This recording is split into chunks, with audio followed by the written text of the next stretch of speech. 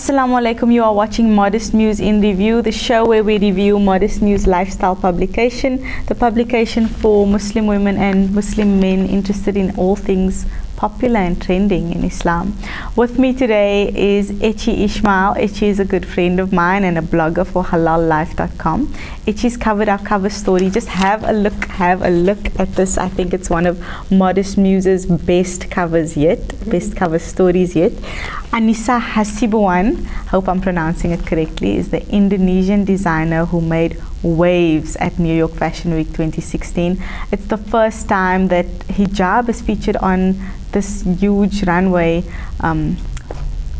What do I say? It's caused the phenomenon.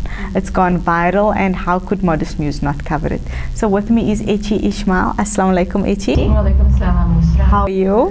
Alhamdulillah. Shukran for having me. Shukran for covering this story. Now, I must tell our viewers, Echi, that you are an Indonesian local, so the story was very, very close to your heart. Yes, it's personal for me. Yes. Please tell us why, besides the obvious reason that you come from Indonesia, why did you decide to cover this story? Well, you know, I've been following Anissa since last year when she started the fashion industry. And she only started last year? Yes, she only started last year. And you know, all her designs are stunning, elegant, glamorous, and you know, unlike anything before. But it's all fully hijab, cover everything. So when I watched the news that she was in New York Fashion Week, in one of the main states of New York Fashion Week, I just feel so proud of her, you know. Then I thought, okay, I decided to write about her more, you know. So the article is not about only her in New York Fashion Week, but it's more of all her collections since last year. This is what I love about the article itself, because everybody covered only her New York fashion collection, but you actually go back and you describe how her inspirations. Now tell us a little bit about where does she draw her fashion inspiration from? So, you know, when she said when she was young, she loved watching Disney movie, you know, all the fairy tales, Cinderella. Disney, yeah. So, she decided to design all this gown, you know, so she started from haute couture. So all the beautiful gowns and stuff. And, but her passion on Indonesian heritage, like, you know, for like batik, for example, what I wear, this one is batik pattern. Yeah. And she also used pearl from Lombok Island, that's close to Bali. So is pearl a print?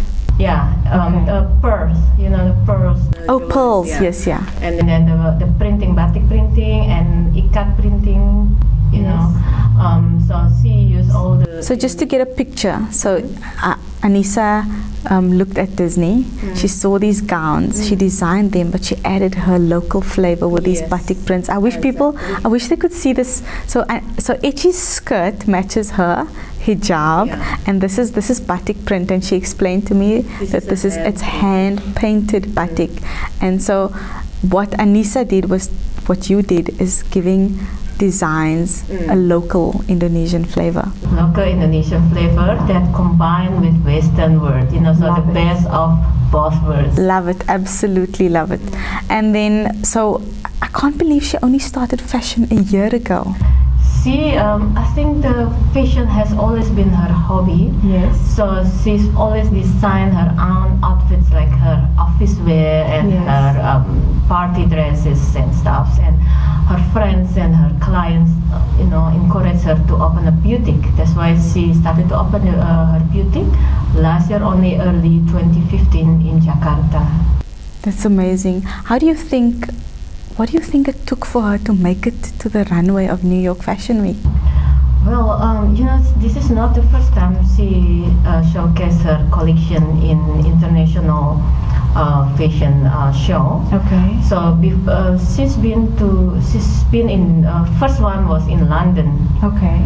And then she went to Couture New York Fashion Week 3 times since 2015, and in Los Angeles also, and in fact she won the best fashion designer in red carpet Cannes in South France, in France, you know. Okay. And yeah, so she's been all over the fashion runway. From what I'm reading though, is those runway shows were mainly focusing on her couture collections, Yes. but this one particularly was everyday wear. Ready wear, yes, ready wear. So, but this is the second one that she do the ready wear. The first one I think was in Istanbul. You remember earlier this year they have Istanbul Modest Fashion? Yes, yes, I remember. Yeah. So that was her first one of ready to wear. Okay. But now the second one, this one is just too beautiful. You know, she still maintained her glamorous look with her color, little bit of gold and Yes. silver. That is her her signature designs, but it's more to ready to wear. Now tell us a bit about, because these models looked amazing. Most of them are European, non-Muslim, first time in hijab. Normally they're very scantily clad in other designers' clothing, but they looked amazing. Tell us, did Anissa do the headpieces and the makeup as well, or were those other designers? Yes, the makeup is a company in Indonesia. It's a halal cosmetic. It's Yes. called Wardah Cosmetic. Okay. So Anissa collaborated with Wardah Cosmetic. So Wardah do all the makeup, and then Wardah brought their own makeup artists and supported with New Yorker makeup artists to do the makeup. And the headpieces? The headpieces, no, the one in New York ready to wear, Yes. is all just wear a hijab. If you see here, they wear all simple hijab with Yes. metallic and gold and what's called silver color. Yes. But the headpieces that we are talking about was in couture New York Fashion Week, where so all the couture fashion week she has like headpieces. So basically she has like, I think sometimes she wears something, the model wears something inner, like an inner Like a scarf, burqa. I wear Yeah. now. So it covers the neck also. Yes. And then the headpieces, I think in one of the couture fashion weeks she collaborated with one of Indonesian designer also, accessories designer. Her name is Jilim. Okay. So one of the one that was so stunning, hey, it's called in one of her collection called Per Asia. Yeah. It was like a frozen dress. You know that Elsa dress? Yes, Princess Elsa. Yeah. Like just like beautiful, and then she had this another designer to make the headpiece, which is like ice sculptures. It was stunning. So Anissa takes what's popular and she adds her own flavor. I mean, who would think of a frozen princess dress in couture and hijabified? I mean, that's amazing. And you know that this the couture that she her collection is actually taking in Indonesia, because you know in Indonesia weddings are big. You know, like they especially build lavish halls just for the wedding. So imagine everyone wants to look nice. Yes. So like the guests would, you know, get something from Anissa's collection, especially the brides, because like most of the haute couture, she even rented to the brides. So the one that is in the runway, I saw one of the wedding in Instagram. One of the bride, the one was in Cannes festival. It was like a beautiful red and also with pearls, red and black with pearl, and then with light up. You know the lights. Yes, little fairy lights. Wow, that's amazing. Now tell us, Echi, is it a ready-to-wear collection? Is it affordable? Like, what would the going rate for an outfit be? A shirt and a skirt like you're wearing if it was by Anissa? Well, I asked her. They haven't decided how much yet for the latest ready-to-wear in New Fashion Week, but more or less it's from 1,500 rand up For an outfit, okay. For one piece. Okay. Well, she's an international designer. I mean, if you compare it to the other designers that were on New York Fashion Week, the Dolce & Gabbanas, the Pradas, I think that's pretty affordable. Pretty affordable, and you know, I haven't been to her boutique yet. I want to see and check, because I also saw in one of the websites to say that actually some of them are under 100 rand, $100. Yes. Because her designs. Is that inside her boutique? No, in New York, in New York. Yes. And there is a place called Indonesian Fashion Gallery. Yes. Indonesian Fashion Gallery is in Manhattan, New York. So it's a couple of designers, Indonesian designers, not particularly modest fashion. Yes. They all showcase their stuff there to sell. Okay. So I read in one of the report that she actually sells some of them is under $100. Wow, that's amazing. So we must check it out. So for those of us who aren't lucky enough to go visit New York, how can we get our hands on her designs? Then you must go visit Jakarta. Oh, so there's nothing available online, Echi. I mean, this collection is beautiful. I think if you're really interested, you must just get them to in Instagram. Yes, Anissa Sibuan Official. Yes. And then ask, maybe they can do something for you. Okay, we will. So that's Anissa Hasibuan Official on Instagram. Okay. I saw yesterday you posted a picture of you holding up this article, and Anissa actually liked it and she shared it. This is amazing. Tell us, what do you think the future holds for Anissa, and for what does this mean for Indonesian fashion? I mean, she's made waves. It's a revolution. What do you think it means for hijab fashion and for Indonesian fashion? Well, she in Indonesian designers, she wasn't the only one that have been in international fashion show. Yes. So some of other designers also have showcased fully hijab. For example, Zaskia Sungkar was there, Deen Pelangi, if you know Deen Pelangi. I love Deen Pelangi. So it's been a couple of designers been internationally showcased their Muslim fashion designs. And but for Anissa, it is very special because she was the first one that Indonesian and the first Muslim that did all the fully hijab. All the models were fully hijab. So in New York Fashion Week. So New York Fashion Week, I guess, is like a very prestigious. It's not easy.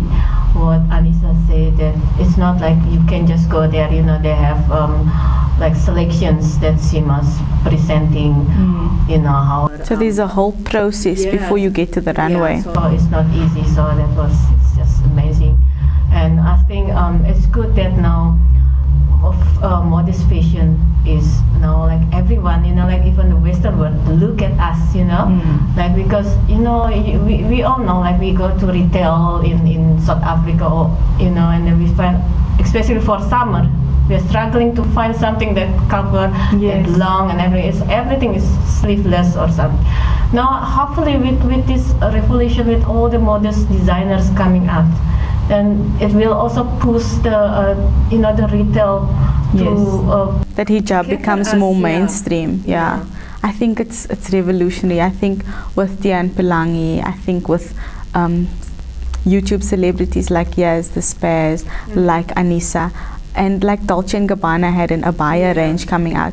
I think hijab will become more mainstream, and for me it's amazing to see role models and women that I can identify with in the public space. Beauty isn't anymore about being naked and thin. It's beauty has a variety of faces. Yes. And hopefully, the Western world also will look at it like, we don't have to be half naked to look pretty. You can be modest, you can wear modest, but you still look good. Like then we can maybe change the world a little bit from that. Inshallah. I think it's great for us. I mean, we've got daughters, for them to not just see the skinny naked model as a role model and this Barbie image of beauty. I think it's great for our daughters. Look, I came to Cape Town 12 years ago. Well, I came from Indonesia, where right now when I came from Indonesia 12 years ago, most of the Muslim women will wear something as always modest, not all, but I mean mostly. So I don't feel I'm wearing this whole cover. Like you don't fit in. Yes, But when I came 12 years ago, it was, I feel like, okay, now I'm in Western world, you know, I'm minority, then I'm wearing all covered up, you know, I feel a bit Out of place? Yes. But now with the, you know, even the local designers now, the Muslim local designers now, all flourishing. So now I'm very proud to wear what I wear now. You know, especially now with Anissa Hasibuan. I think especially in other parts of the world, like in France, where they want to ban the hijab, with stuff like this happening, and where they're not supporting the burkini, stuff like this happening, it shows us that there is a place for the hijab, and that the majority of people support the hijab. It will become mainstream, and it's people like Anissa, Deen, Yaza Spaz, you, they inspire us and they give us great role models. So I'm absolutely proud to be a Muslim and a hijabi in this time. So Echi, what advice do you have to future designers who now look up to Anissa and say, oh, I want to be there in a few years' time? What do you have to say to them? Well, you know, I actually have a message from Anissa Hasibuan herself. Oh wow, okay. So she said that, you know, keep doing all the positive things that you do with hard work and with Allah's permission. All your wishes will come true, inshallah. Inshallah, Ameen. Yeah. Okay, so can people get the story on your blog? Will it be available on your blog as well? Because Modest Muse isn't available in print everywhere. Yeah, and I also want to show all the others, the haute couture, the design. Yes, obviously we only had one page to put the story on, and you sent us so many beautiful pictures, and it's stunning, and you've shown us more than what the stories on New York Fashion Week is. So people can get it on your blog. That's halallife.com with a 1 L for after halal life. 1 L and double A. Yes. Halal life. Thank you for joining us, Echi. It's been it's always a pleasure having you, and thank you for covering this story. A pleasure, Shukran. So that was Echi Ismail covering the story of Anissa Hasibuan. Let me just show you this cover again. I think it's one of Modest Muse's best covers. I wish you could see Echi's full outfit. It's similar to what Anissa is wearing here in the batik hand-painted print. And it's a great time to be in fashion, in hijab, a Muslim woman, and I'm extremely, extremely proud. Shukran, please do join us next week where we share stories with some more phenomenal guests.